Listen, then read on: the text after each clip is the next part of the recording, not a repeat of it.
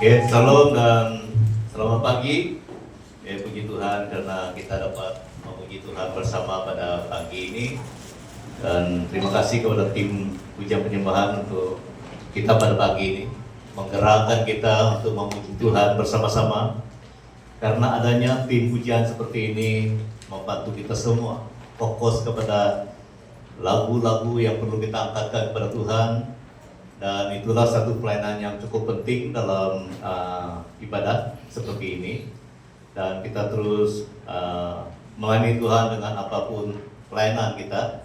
Jadi terima kasih karena setiap usaha kita telah membantu kita dalam ibadah pada pagi ini. Seperti mana dalam bulan Februari yang sudah saya nyatakan dalam takwim ataupun jadwal bukan takwim, jadwal ibadah hari Minggu kita. Jadi dalam bulan Februari seperti ini merupakan bulan di mana kita belajar tentang menjadi murid Tuhan. Menjadi murid Tuhan ini tidak hanya 1-2 hari, saudara. Menjadi murid Tuhan ini adalah selama kita hidup. Selama kita hidup. Ada satu yang mengherankan saya, seorang lelaki bernama Nick. Apa nama dia tuh? Nick nama dia. Tapi dia tidak ada kaki, tidak ada tangan. Ujung kaki dia saja yang dia pakai untuk main laptop dan sebagainya. Saya percaya dia begitu berusaha belajar sehingga dia mendapat degree yang ada beberapa degree dia. Menurut kesaksian dia, saya pernah mendengar kesaksian dia dalam beberapa tahun yang sudah berlalu. Dia berusaha belajar dan terus belajar sehingga dia mendapat kemahiran dalam halnya memberi motivasi kepada orang lain. Dan saya melihat dia di negara dia sana, dia memberi motivasi kepada para mahasiswa. Artinya mahasiswa ini adalah orang yang belajar tentang program-program degree juga. Jadi saya melihat ini merupakan satu yang perlu kita teladani, karena dia juga adalah seorang Kristen. Bukan saja dia mengajar di university, tapi dia juga mengajar di gereja, saudara. Kita dapat bayangkan, kita ada kaki, kita ada tangan, lebih senang Tuhan mengajar kita. Amin. Dia seorang yang terbatas, boleh dikatakan KU, orang kurang upaya. Tetapi semangat di dalam hatinya itu tidak pernah padam untuk belajar dan terus belajar. Sehingga Tuhan memberi dia kepercayaan untuk mengajar bukan saja di university, tetapi di gereja-gereja seperti ini. Kalau tidak silap saya, dia pernah pergi ke Kuala Lumpur dan dia pernah pergi ke Indonesia juga untuk memberi dorongan kepada gereja Tuhan. Jadi itu sebabnya kita harus mempunyai semangat yang tidak pernah berhenti untuk belajar menjadi murid Tuhan. Karena apabila kita semua mempunyai semangat, tidak pernah berhenti untuk menjadi murid Tuhan, Tuhan akan memberikan lagi. Ada juga yang memberi satu ilustrasi tentang cawan kosong dan cerek. Apabila cawan kosong itu bersedia untuk diisi dengan air yang ada dalam cerek itu, dia akan penuh. Tetapi apabila cawan itu tertutup dengan penutup ataupun penutup yang lain, walau bagaimanapun banyak air yang mau diisi, tidak akan berjaya karena ada penutupnya. Demikian juga hati kita. Apabila hati kita terbuka untuk belajar menjadi murid Tuhan, maka kita akan diisi oleh Tuhan. Amin. Kita tidak berhenti, saya pun tidak berhenti untuk menjadi murid Tuhan. Jadi pada hari ini kita akan belajar dari satu teks firman Tuhan dari Matius 5:2-12. Matius 5:2-12. Saya akan membaca bagian ini perlahan-lahan untuk kita perhatikan. Maka Yesus pun mulai berbicara dan mengajar mereka. Mengajar mereka. Katanya, berbahagialah orang yang miskin di hadapan Allah, karena merekalah yang empunya kerajaan surga. Berbahagialah orang yang berduka cita, karena mereka akan dihiburkan. Berbahagialah orang yang lemah lembut, karena mereka akan memiliki bumi. Berbahagialah orang yang lapar dan haus akan kebenaran, karena mereka akan dipuaskan. Berbahagialah orang yang murah hatinya, karena mereka akan beroleh kemurahan. Berbahagialah orang yang suci hatinya, karena mereka akan melihat Allah. Berbahagialah orang yang membawa damai, karena mereka akan disebut anak-anak Allah. Berbahagialah orang yang dianiaya oleh sebab kebenaran, karena merekalah yang mempunyai kerjaan surga. Berbahagialah kamu jika karena aku, kata Yesus, kamu dicela dan dianiaya, dan kepadamu difitnahkan segala yang jahat. Bersukacitalah dan bergembiralah, karena upahmu besar di surga. Sebab demikian juga telah dianiaya nabi-nabi yang sebelum kamu. Saudara, Bapak Ibu yang kasih, ini merupakan prinsip yang diajar oleh Tuhan Yesus sendiri. Karena dia berkhotbah di bukit waktu itu, begitu ramai orang dia berada. Jadi waktu kami belajar sejarah latar belakang tempat dia mengajar, dia di bukit begini, dan di lereng-lereng itu penuh dengan manusia ataupun orang, begitu banyak orang. Jadi Yesus senang mengajar. Dia memberi dorongan bagaimana mereka boleh mengalami apa yang daripada Tuhan. Bagaimana mereka boleh mengalami apa yang daripada Tuhan. Ada beberapa prinsip-prinsip penting yang perlu dikenal oleh mereka, disampaikan oleh Yesus pada waktu itu. Prinsip-prinsip seperti inilah yang kita perlu belajar untuk mengikuti Tuhan. Karena apabila kita mengenal dan melakukan prinsip ajaran Tuhan Yesus itu, barulah kita boleh berkemenangan. Karena malam Jumat yang lalu tuh kita belajar tentang berkemenangan melalui doa syafaat. Tetapi bukan saja doa syafaat, tapi berkemenangan juga melalui ajaran Tuhan. Melalui ajaran Tuhan kita dapat diberi kemenangan. Jadi semua kita perlu kemenangan, kekuatan, hikmat, terobosan, kata orang sebelah itu, untuk menebusi apapun tantangan cabaran. Tidak ada yang terkecuali untuk berhadapan dengan cabaran tantangan kehidupan ini. Tidak ada yang terkecuali. Raja ke dia, agung ke dia, orang yang tidak ada sekolah ke dia. Semua kita berhadapan dengan cabaran.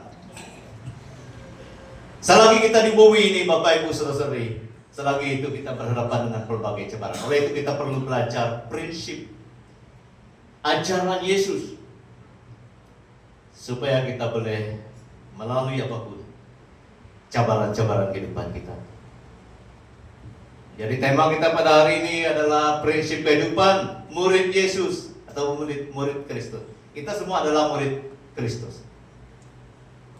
Murid Kristus yang mengenal Dia dan yang belajar daripada Dia dan yang setia mengikuti Dia. Jadi ada beberapa perkara penting yang perlu kita tangkap pada hari ini. Bukan saja tangkap, kita lakukan. Seperti mana cerita yang saya ceritakan pada awal tadi, seorang yang tidak ada tangan, yang hanya ada ujung kaki saja, boleh type laptop itu. Ini mencabar kita semua. Kita yang ada tangan ini tidak patut kita tidak pandai ini itu kalau kita mau belajar. Amin. Yang penting kita mau belajar, saudara. Yang penting kita mau belajar. Walaupun sekarang tidak ada yang buta huruf secara salah. Yang buta huruf itu mungkin dia terbatas sedikit. Saya punya mak dulu, dia belajar ABC, tapi umur dia menjadi murid sekolah itu sudah 60 lebih tahun. Sekolah dewasa. PEPA, KO, KU, tabu. Jadi untuk mengajar orang dewasa ini tidak semudah yang kita pikirkan. Kalau kita menjadi guru mereka, saya rasa kita perlu banyak bersabar. Jadi begitu juga prinsip kehidupan murid Yesus. Jangan berhenti belajar. Amin. Jangan berhenti belajar. Kita perlu tekun belajar. Yang pertama itu yang kita perlu belajar adalah kondisi hati kita. Ini yang sangat penting. Hati kita. Coba ingatkan diri sendiri. Hati saya. Jadi ini penting. Kondisi hati murid Yesus Karena itu merupakan satu yang bahagian yang penting. Banyak teks firman Tuhan yang menunjukkan bahwa hati kita ini sangat penting.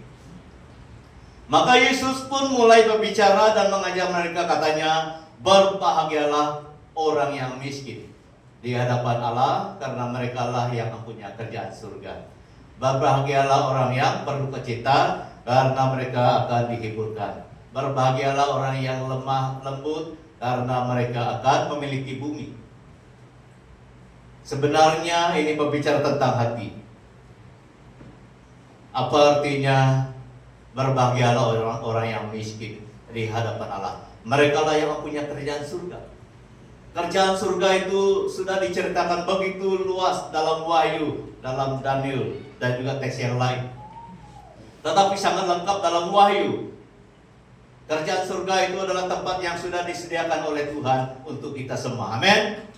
Jadi sebelum kita masuk ke sana, perlu ada cita rasa yang menyenangkan hati Tuhan. Cita rasa itu adalah berbahagialah orang yang miskin di depan Allah. Bukan miskin tidak ada uang, jangan salah pikir. Ini miskin bukan tidak ada uang. Miskin ini waktu saya rujuk beberapa tafsiran dan juga pakar-pakar yang menulis, arti miskin di depan Allah ini adalah merasa tidak berdaya tanpa Tuhan. Merasa ada di dalam hati kita itu ada satu perasaan, ada satu naluri dalam hati kita itu. Tanpa Tuhan saya tidak dapat dari hati. Apabila di dalam hati kita merasa bahwa tidak akan berdaya, tidak akan mampu tanpa Tuhan, itu sebabnya Tuhan katakan dalam teks itu, mereka akan mempunyai kerjaan Allah, kerjaan surga. Karena mereka merasa dalam hati mereka, tanpa Engkau Tuhan saya tidak mampu. Ini penjelasan yang sangat dekat dengan bahasa aslinya, merasa tidak berdaya tanpa Tuhan, ataupun merasa tidak mampu tanpa Tuhan. Jadi apabila dalam hati kita mempunyai semangat seperti itu, kita tidak akan bosan belajar daripada Tuhan. Kita tidak akan bosan datang ke rumah Tuhan. Kita tidak akan bosan mengadakan persetujuan di rumah-rumah, waktu kelompok saya dan sebagainya. Karena sudah dinyatakan dalam Mazmur 1, 2-3, tetapi kesukaannya, ini adalah orang yang merasa tidak berdaya tanpa Tuhan, tetapi kesukaannya ialah Taurat Tuhan, dan yang merenungkan Taurat itu siang dan malam. Ia seperti pohon yang ditanam di tepi aliran air, yang menghasilkan buah pada musimnya, dan daunnya tidak, dan yang pada musimnya, dan yang tidak layu daunnya, apa saja diperbuatnya berhasil. Kenapa dia berhasil? Karena yang memberi keberhasilan itu adalah Tuhan. Karena dalam hatinya dia begitu suka Taurat Tuhan. Kita ingat satu hamba Tuhan yang bernama Yosua. Apabila Yosua menggantikan Musa, perkara yang penting yang diajar oleh Tuhan kepada dia, Yosua, kamu sudah dipilih menggantikan Musa. Oleh itu Taurat Tuhan itu jangan pernah lupa. Firman Tuhan itu jangan pernah lupa. Hiduplah sesuai dengan Taurat Tuhan itu. Jangan menyimpang ke kanan ke kiri. Kamu akan beruntung dan kamu akan berhasil, kata Tuhan kepada Yosua. Kenapa dia berhasil? Karena dia setia dengan firman itu. Jadi itu juga penjelasan tentang orang yang miskin di depan Allah ini, Bapak Ibu.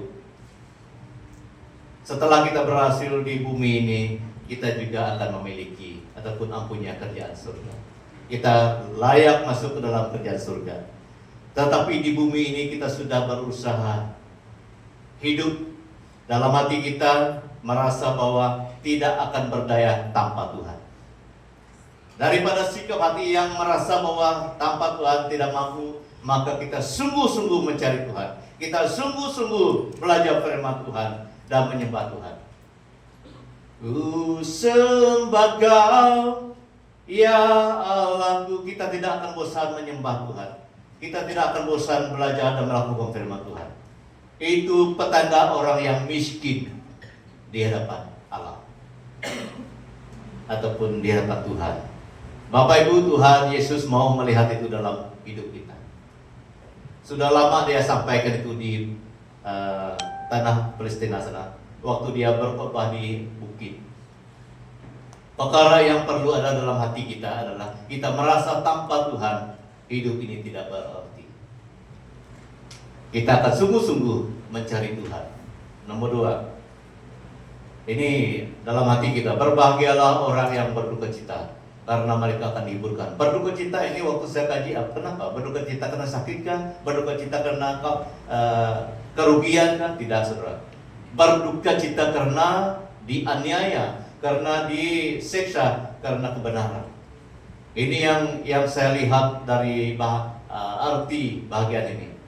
Saya banyak merujuk beberapa buku yang kami selalu belajar. Berduka cita ini bukan karena sakit, bukan karena kerugian, bukan karena hal-hal kepentingan pribadi, tetapi sebenarnya dalam bahasa yang dekat dengan bahasa aslinya, kalau kita baca dalam bahasa Inggris itu, sebenarnya itu adalah karena dia mempertahankan kebenaran yang sudah dia miliki, dan sehingga dia berhadapan dengan aniaya, kesusahan dalam kehidupannya, dia tetap bertahan, dan janji Tuhan katakan dia dihiburkan.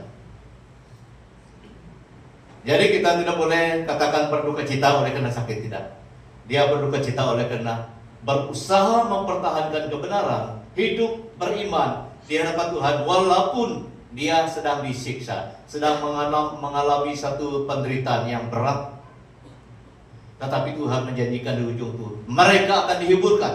Kalau kita melihat penjelasan tentang bagian itu juga dalam Kisah Rasul 18 ayat 9, pada suatu malam berfirmanlah Tuhan kepada Paulus di dalam suatu penglihatan, jangan takut, teruslah memberitakan firman dan jangan diam.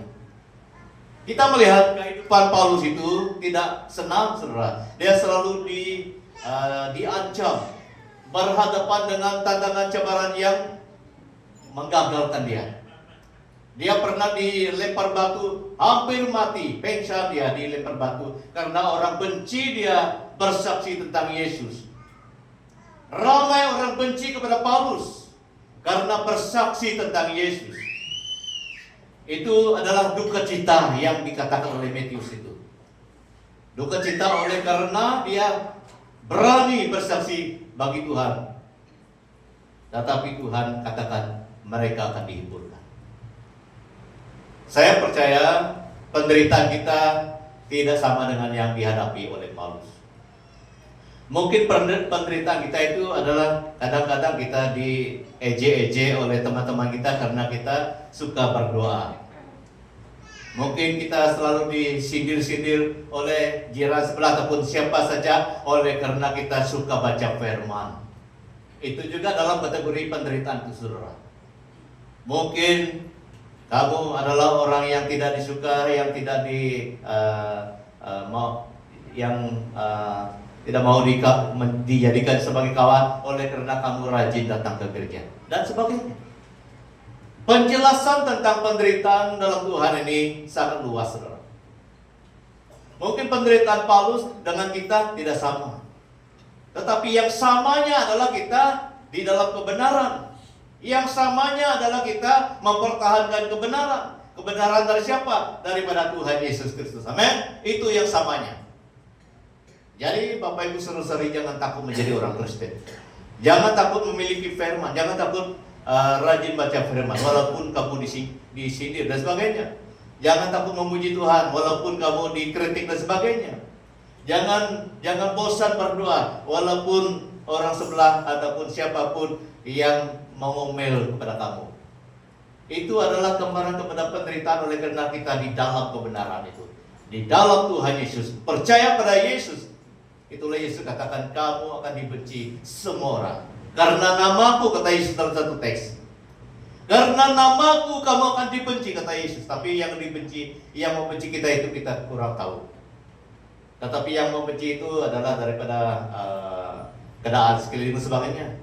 Karena nama Yesus, karena kita percaya nama Yesus, kita mengalami penderitaan. Tetapi jangan khawatir, kita dihiburkan oleh Tuhan. Paulus sudah mengalami penghiburan daripada Tuhan. Begitu juga yang dikatakan dalam Matius 10. Sebab itu jangan takut, jangan kamu takut karena kamu lebih berharga daripada banyak burung pipit. Kalau kamu baca seluruh teks ini, Matius 10 ayat 1 sampai 31 ini menceritakan tentang penderitaan orang percaya. Coba kamu balik nanti kamu baca Matius 10 ini. Matius 10 ayat 1 sampai 31. Jadi catat Matius 10 ayat 1 sampai 31. Itu menceritakan penderitaan, penganiayaan.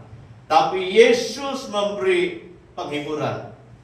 Sebab itu janganlah kamu takut, kata Yesus, karena kamu lebih berharga daripada banyak burung pipit.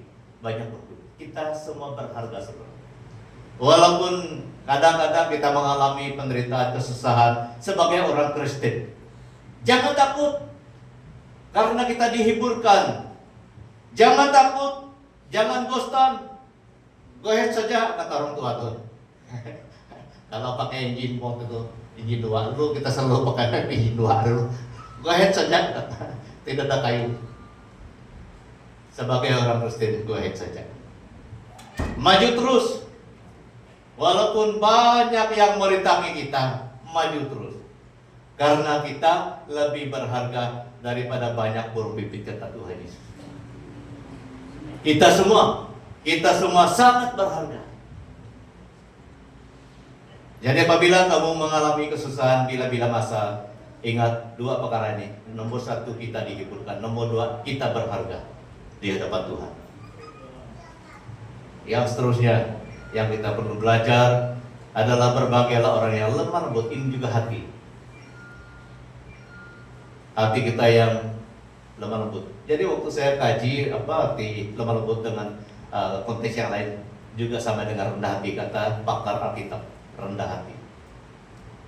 Lemah lembut kita juga diartikan sebagai orang yang rendah hati.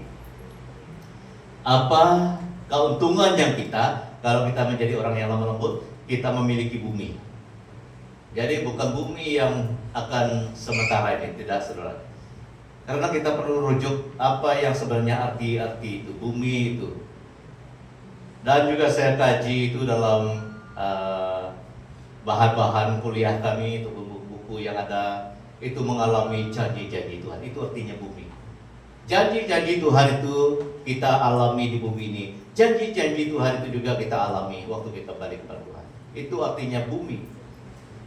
Kadang-kadang kita perlu baca banyak terjemahan, banyak buku-buku tafsiran, baru kita mengerti apa arti kalimat-kalimat yang ada dalam Alkitab.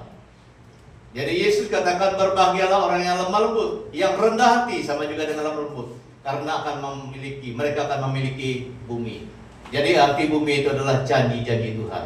Apa yang Tuhan sediakan, anugerah Tuhan dan kasih karunia Tuhan. Lukas 16:23, orang kaya itu juga mati lalu dikuburkan, dan sementara ia menderita sengsara di dalam maut, ia memandang ke atas dan dari jauh dilihatnya Abraham dan Lazarus duduk di pangkuannya. Saya sengaja petik bagian ini untuk menjelaskan tentang janji Tuhan itu ataupun bumi itu. Karena Abraham itu merupakan satu petunjuk simbolik kepada orang-orang yang di dalam janji Tuhan. Abraham juga dikatakan bapak segala bangsa. Melalui Abraham juga Tuhan Allah katakan, kamu akan melahirkan begitu banyak bangsa, seperti banyaknya bintang-bintang di langit, sepertinya banyaknya pasir-pasir di tepi lautan. Jadi itu sebabnya waktu di perjanjian baru itu Abraham juga muncul, menjelaskan tentang janji Tuhan itu nyata, kerajaan Tuhan itu nyata, tempat yang abadi itu yang dijanjikan oleh Tuhan itu nyata, saudara. Abraham dijelaskan. Jadi Lazarus walaupun tidak secara lengkapnya kehidupan Lazarus itu, tetapi dia ditempatkan di pangkuan Abraham, artinya dia layak menerima janji Tuhan. Tetapi orang yang kaya berpesta pora setiap hari itu. Dan kita tidak menghakimi, tapi firman Tuhan menjelaskan dia menderita. Jadi sudah tentu dia tidak ada sesuatu yang menyenangkan Tuhan dalam kehidupannya. Jadi saudara, kita perlu pilih lemah lembut, artinya rendah hati, artinya juga orang yang percaya Tuhan, supaya kita memiliki bumi. Bumi itu artinya janji-janji Tuhan. Yang kedua, penjelasan tentang janji Tuhan itu ataupun bumi itu, orang yang lemah lembut dalam Matius 17 ayat 4. Di sana waktu kita baca seluruhnya itu, waktu Yesus bersama dengan Petrus, Yohanes dan Yakobus naik ke bukit. Nanti kamu pulang, kamu baca seluruh Matius 17 itu. Mereka naik ke bukit. Dan di bukit itu Petrus melihat kemuliaan Tuhan. Yesus bersama dengan dua orang yang lain. Dua orang yang lain bersama dengan Yesus pada waktu itu adalah Musa dan Elia. Sedangkan Musa dan Elia itu sudah meninggalkan dunia ini. Tetapi Elia itu naik pakai kapal pula, pakai kereta berapi. Bukan pakai kapal terbang. Kalau kamu baca dalam perjanjian lama, dia naik pakai kereta berapi, kata firman Tuhan, naik ke surga. Tetapi pada waktu itu Musa dan Elia menampak ataupun bersama dengan Yesus dalam kemuliaan. Jadi Petrus tidak ada cara lain, dia mau menyatakan sukacitanya. Tuhan, kata dia, saya mau mendirikan 3 kemah. Satu untuk engkau, satu untuk Musa, satu untuk Elia. Jadi kenapa Musa dan Elia muncul pada waktu itu? Itu adalah bukti mereka sudah mendapat janji Tuhan. Siapa mereka? Mereka adalah hamba Tuhan. Jadi saudara, ini menghiburkan kita. Majelis Gereja EJK Pelayanan, tidak sia-sia kita melayani Tuhan. Amin. Musa dan Elia pernah melayani Tuhan. Mereka orang yang lemah lembut, rendah hati, memiliki bumi. Jadi artinya memiliki bumi ini bukan selama-lamanya tinggal di bumi ini, tetapi mengalami janji Tuhan. Jadi ini mendorong saya dan kita semua sebenarnya. Kita harus mempunyai hati yang lemah lembut. Karena janji Tuhan itu tidak pernah berlalu.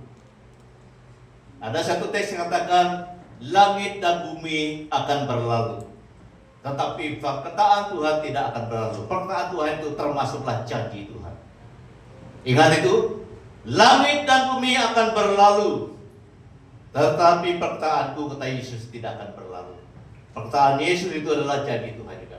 Kita harus terhibur dan perlu kita mempunyai hati yang lemah lembut supaya kita memiliki bumi, janji-janji Tuhan.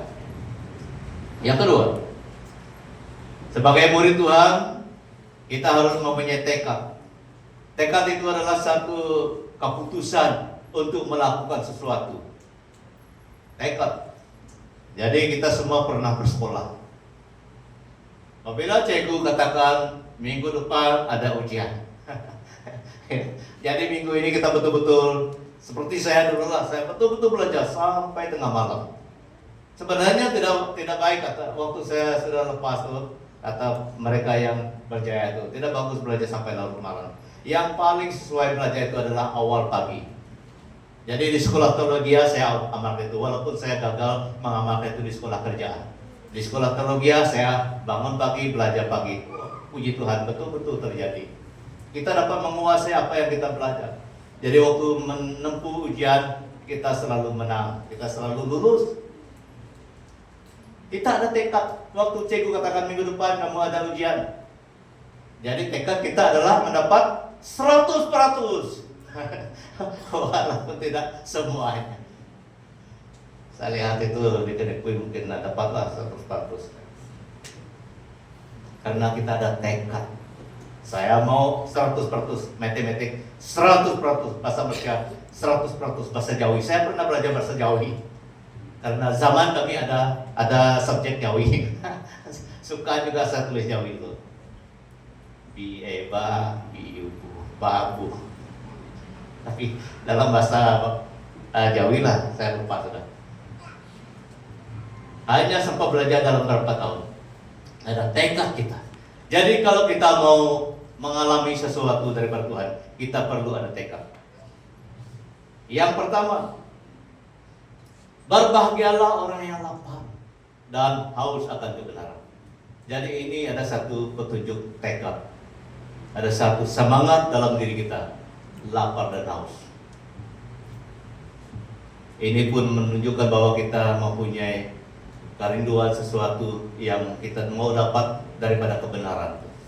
Lapar dan haus. Lapar dan haus ini adalah satu kerinduan dalam diri kita. Kalau kita lapar kan kita mau makan. Kalau kita haus kita mau minum. Patutlah firman Tuhan katakan dua kalimat ini penting, menjelaskan bahwa kita mau sesuatu yang kita tidak miliki. Yang kita tidak miliki adalah kebenaran. Apabila kita mau memiliki kebenaran itu, kita dipuaskan.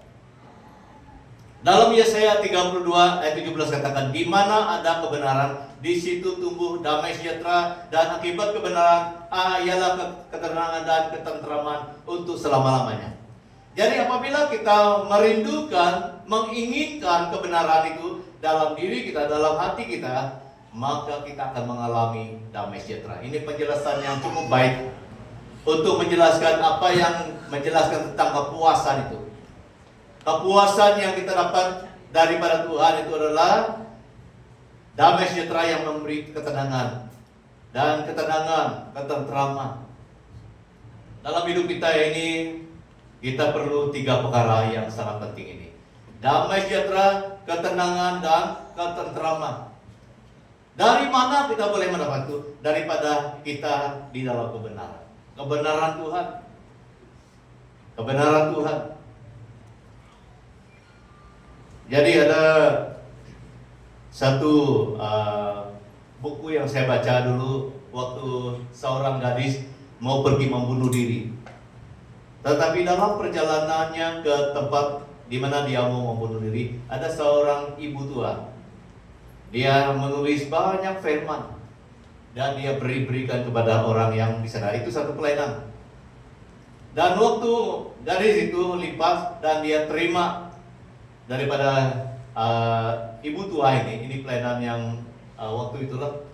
Dan waktu dia baca, kamu berharga di hadapan Tuhan, hatinya tersentuh oleh karena firman yang dia terima dari ibu tua ini.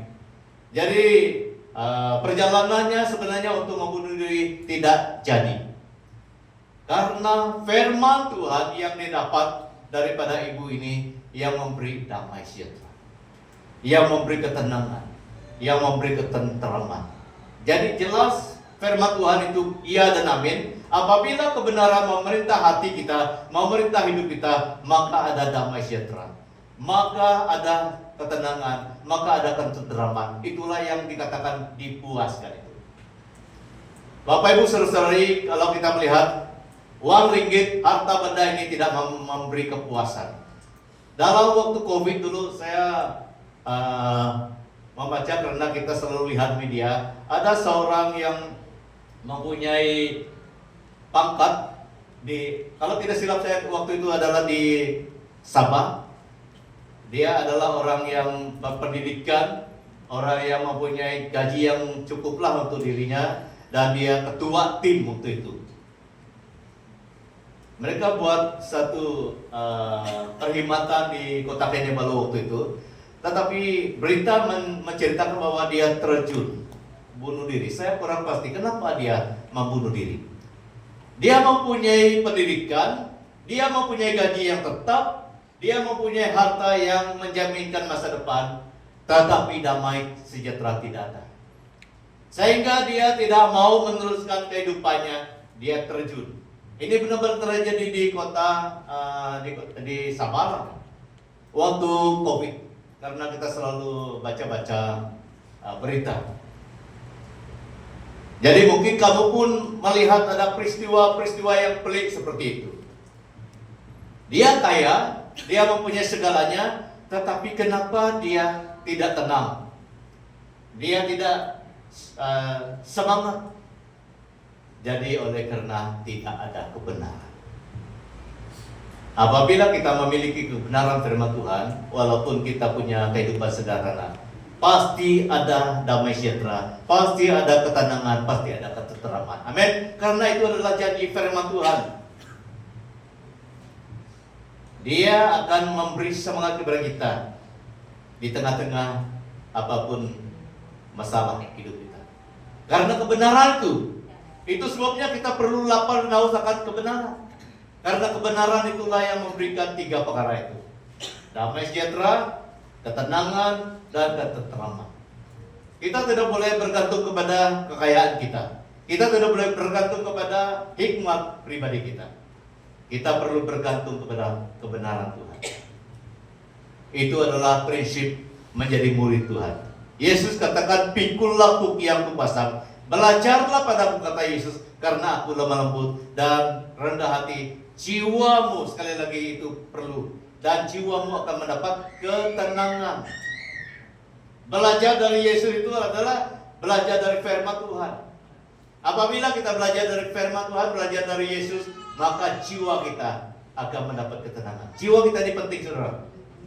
Jiwa kita ini hanya diberi ketenangan oleh karena kita belajar daripada Yesus, belajar dari firman Tuhan, mengalami kebenaran.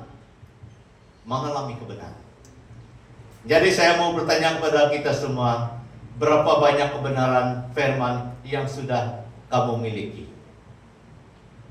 Dalam bahasa Cina kah? Dalam bahasa Iban kah? Dalam bahasa Inggris kah? Asal dia kebenaran. Berapa banyak sudah yang kamu simpan dalam hati? Kalau hanya 1, saya khawatir dia akan hilang. Karena kita tidak mau dia hanya 1, kita tidak mau dia hanya 2, kita perlu rajin, haus dan lapar akan kebenaran. Amin. Kita harus menjadi orang yang haus dan lapar akan kebenaran. Tidak pernah berhenti. Setiap hari kita perlu belajar firman kebenaran itu. Setiap hari. Doronglah diri sendiri supaya setiap hari kita haus dan lapar akan kebenaran, supaya kita dipuaskan. Yang kedua, berbahagialah orang yang murah hatinya, pemurah, pekenap, karena mereka akan beroleh kemurahan. Kemurahan itu adalah datangnya daripada Tuhan. Jangan kita tidak murah hati, saudara. Harus kita mempunyai tekad murah hati. Itulah sebabnya kita harus terlibat dalam pelayanan. Karena kita mempunyai Bapa yang murah hati. Bapa yang murah hati itu adalah Tuhan Yesus Kristus. Dalam hati kamu mau percaya, dalam hati kamu mau dicukupkan, tetapi kamu begitu tidak murah hati, tidak mungkin Bapa yang murah hati itu berkenan kepada kamu, berkenan kepada kita. Jadi untuk mendapat kemurahan daripada Bapa surgawi, kita harus menjadi orang yang murah hati. Amin. Jadi itulah kita selalu dorong kita untuk terlibat dalam pelayanan. Persepuluhan jangan lupa. Kita boleh lupa pergi KFC, jangan lupa bayar persepuluhan. Dengar baik-baik hari ini. Kita boleh lupa pergi KFC, jangan lupa bayar persepuluhan. Karena itu tanda kita murah hati dalam pelayanan Tuhan. Amin. Kita perlu murah hati dalam pelayanan Tuhan. Karena Bapa surgawi yang penuh dengan kemurahan itu akan memberi apapun yang kita perlukan. Ingat status kita dalam Kolose 3 ayat 12. Ini status kita. Karena itu sebagai orang-orang pilihan Allah yang dikuduskan dan yang dikasihinya, kenakanlah belas kasihan, kemurahan, pekenatan, kerendahan hati, dan kelemah lembutan, dan kesabaran. Kita adalah orang-orang pilihan Tuhan Allah, Tuhan Yesus Kristus, yang sudah dikuduskan dengan darah dan tubuhnya. Kenakanlah belas kasihan, kemurahan, kerendahan hati, kelemah lembutan, dan kesabaran. Di sana ada kemurahan. Jadi kalau kamu lihat ada orang susah, tolonglah dia kalau kamu ada. Tolonglah. Kalau kamu melihat siapapun, walaupun itu orang yang kamu tidak kenal, karena dia ada keperluan. Apabila di dalam diri ataupun di dalam dompet kamu ada sedikit lah, tolong dia. Itu tanda kamu murah hati. Amin. Apabila dalam dompet kamu penuh saja, kamu lihat orang susah, kamu lari, itu tidak murah hati, saudara. Ingat orang Samaria yang ditolong itu, dua orang yang terkenal, orang Lewi dan Imam, dia lari, tidak mau tolong. Yang mau tolong adalah orang yang diejek-ejek waktu itu, orang Samaria. Kita harus murah hati, saudara. Yang kedua, berbagailah orang yang suci hatinya, mereka akan melihat Allah. Kita tidak akan menjadi suci kalau kita tidak berserah kepada Tuhan, karena yang menyucikan hati kita adalah Tuhan. Kalau kita melihat Yohanes 7 ayat 38, barang siapa percaya kepadaku, kata Yesus, seperti yang dikatakan oleh kitab suci, dari dalam hatinya akan mengalir aliran air hidup. Itu adalah artinya, yang pertama ada kehadiran Roh Kudus, yang kedua ada pemulihan dalam hati kita, dan yang seterusnya ada penguasaan Tuhan dalam hati kita. Apabila ada penguasaan Tuhan, Roh Kudus dalam hati kita, kita akan menjadi orang yang suci hati. Kita tidak otomatis menjadi orang yang suci hati, walaupun kita adalah siapapun. Tetapi oleh karena kehadiran Tuhan dalam diri kita, dalam hati kita, seperti yang dikatakan oleh Yesus, dari dalam hatinya akan mengalir aliran air hidup. Itu adalah kehadiran Tuhan melalui kuasa Roh Kudus-Nya, sehingga hati kita disucikan. Yang kedua, ini lebihnya, ini kebaikan kita menjadi orang yang sudah disucikan hati kita oleh Tuhan. Orang yang mencintai kesucian hati dan manis bicaranya menjadi sahabat raja. Amsal 22:11. Jadi raja itu menggambarkan orang yang memimpin. Jadi kalau kita adalah orang yang sudah disuci hati kita dipercayai, itu artinya kita dipercayai oleh manajer kita dipercayai oleh pimpinan kita dipercayai oleh orang atasan kita. Jadi banyak yang kita akan terima daripada Tuhan, ada daripada pimpinan kita pun ada. Jadi langkah yang pertama itu kita harus percaya, kata Yesus. Barang siapa percaya padaku, seperti yang dikatakan dalam kitab suci, dan dari dalam hatinya akan mengalir aliran air hidup. Aliran air hidup itu adalah kehadiran Roh Kudus. Apabila hadirat Roh Kudus datang dalam hati dan hidup kita, maka kita akan menjadi orang yang suci hati. Ini yang Tuhan mau, yang Tuhan rindu terjadi dalam kehidupan kita. Yang ketiga, kita cepat lagi.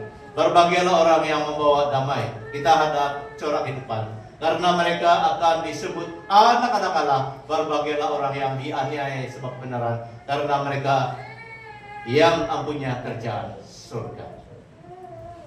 Kita harus mempunyai corak kehidupan yang dikehendaki oleh Tuhan. Berbahagialah orang yang membawa damai. Damai surga ada dalam hatiku. Apabila damai Tuhan ada dalam hati kita, dalam hidup kita akan pergi mana-mana, damai itu akan menyertai.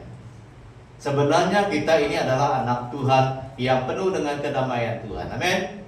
Kita sudah dimerdekakan. Yesus sudah memerdekakan kita dengan tubuh dan darahnya, sehingga ada kuasa damai. 1 Yohanes 5 ayat 2 katakan, inilah tandanya bahwa kita mengasihi anak-anak Allah, yaitu apabila kita mengasihi Allah serta melakukan perintahnya. Apabila kita adalah murid Tuhan yang sudah mengalami damai itu, yang sudah didamaikan dengan Tuhan Allah dan mengalami suasana damai itu, kita pasti orang yang mencintai Tuhan Allah dan melakukan perintah-perintahnya. Perintah-perintahnya itu adalah melakukan firman-Nya. Galatia 3 ayat 26, sebab kamu semua adalah anak-anak Allah karena iman dalam Yesus. Jadi ini adalah kehidupan kita sebagai murid Tuhan. Kita membawa damai. Kita membawa damai. Ini bukan senang, saudara. Ini pergumulan kami sebagai pastor dan pergumulan kamu juga. Kalau orang yang ada yang bergaduh suami istri ke siapakah, itu tidak senang, saudara, memperdamaikan mereka. Itu perlu ada campur tangan Tuhan. Di sidang-sidang itu pernah juga kita lalui itu. Pernah juga anak dan bapak itu bergaduh di dalam sidang yang di Baramsan dulu. Jadi kita yang sebagai pastor ini, kita terus berdoa apa yang perlu kami lakukan Tuhan. Tidak mudah, tetapi apabila kuasa damai itu menyertai dan sungguh-sungguh menyertai, kita akan dipakai Tuhan. Jadi perlu ada damai itu dalam diri kita dulu, saudara, Bapak Ibu. Kita akan dipakai Tuhan untuk membawa damai dimanapun kita pergi. Yang kedua, berbahagialah orang yang dianiaya sebab kebenaran, mereka lah ampunnya kerja saudara. Sekali lagi dia katakan, yang pertama tadi itu juga menderita, berduka cita, dan diulang lagi di ayat ini, dianiaya oleh karena kebenaran, ampunnya kerjaan surga lagi. Jadi ini janji Tuhan terus menerus dinyatakan oleh Yesus. Sebabnya dalam satu Tesalonika 2:2 katakan, tetapi sungguh pun kami sebelumnya seperti kamu tahu telah dianiaya dan dihina di Filipi, namun dengan pertolongan Allah kami beroleh keberanian untuk memberitakan Injil. Allah kepada kamu dalam perjuangan yang berat.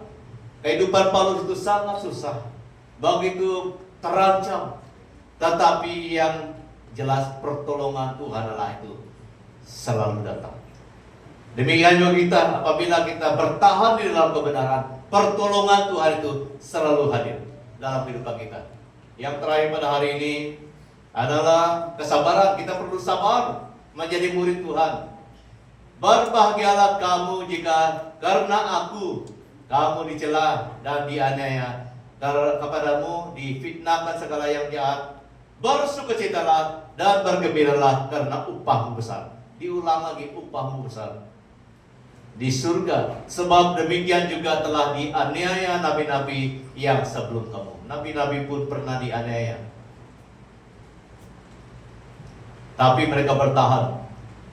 Jadi Bapak Ibu saudara-saudari, kalau bukan Tuhan di dalam hati kita, sangat susah kita maju sebagai murid Tuhan. Tetapi kita harus bertahan. Kita harus percaya Tuhan boleh memberi kita kesabaran. Itu sebabnya Dia mau kita berbahagia dan terus percaya Dia. Kalau kita melihat ayat yang terakhir Lukas 6 ayat 35, tetapi kamu kasihilah musuhmu dan berbuat baiklah kepada mereka dan pinjamlah dengan tidak mengharapkan balasan, maka upahmu akan besar dan kamu akan menjadi anak-anak Allah yang maha tinggi, sebab Ia baik terhadap orang-orang yang tidak tahu berterima kasih. Ini merupakan cabaran. Kalau kita baca ini memang menurut kemampuan kita sangat susah, tetapi oleh karena perintah Tuhan, oleh karena kita percaya Tuhan, kita bersabar saja melalui apapun yang kita hadapi, karena upah daripada Tuhan itu sangat besar, sangat pasti. Jadi inilah yang kita belajar minggu ini. Prinsip kita itu, kita perlu mempunyai kondisi hati sebagai murid Kristus. Kita mempunyai tekad sebagai murid Kristus. Kita mempunyai corak kehidupan sebagai murid Kristus. Kita mempunyai kesabaran sebagai murid Kristus. Contohnya kami yang pastor-pastor ini, kami melayani banyak orang. Ada orang yang begini, ada orang yang begini. Kalau bukan Tuhan tidak sampai hari ini, saudara. Tetapi oleh karena pertolongan Tuhan, kami masih ada sampai hari ini. Demikian juga kamu. Kita perlu mempunyai kondisi hati seperti murid Yesus, tekad dan sebagainya. Oleh karena Tuhan, maka kita akan berjuang sampai akhir dan kita akan berkemenangan. Mari kita berdoa. Tuhan Yesus, kami tahu bahwa ini merupakan perintah Tuhan, ini merupakan pengajaran Tuhan untuk kami semua. Kami rela Tuhan untuk terus belajar dan terus menggunakan pelajaran ini dalam kehidupan kami. Karena perintah ini datangnya daripada Engkau sendiri. Tolong kami semua supaya kami mempunyai kondisi hati seperti murid-Mu, mempunyai tekad seperti murid-Mu, mempunyai corak kehidupan seperti murid-Mu, dan mempunyai kesabaran seperti murid-Mu Tuhan. Tanpa Engkau Tuhan kami tidak dapat, tetapi oleh karena penyertaan-Mu Bapa, kami akan mampu. Tolong kami semua yang mendengar message pada hari ini, supaya kami dimampukan, mempunyai prinsip kehidupan seperti murid Tuhan. Terima kasih Bapa. Haleluya. Berkati kami semua. Di dalam nama Tuhan Yesus Kristus kami sudah berdoa. Amin. Oke, sekian saya memberi masa kepada Tua ataupun yang mengambil bagian untuk buletin dan menutup. Oke, saya berikan kepada setiap saat.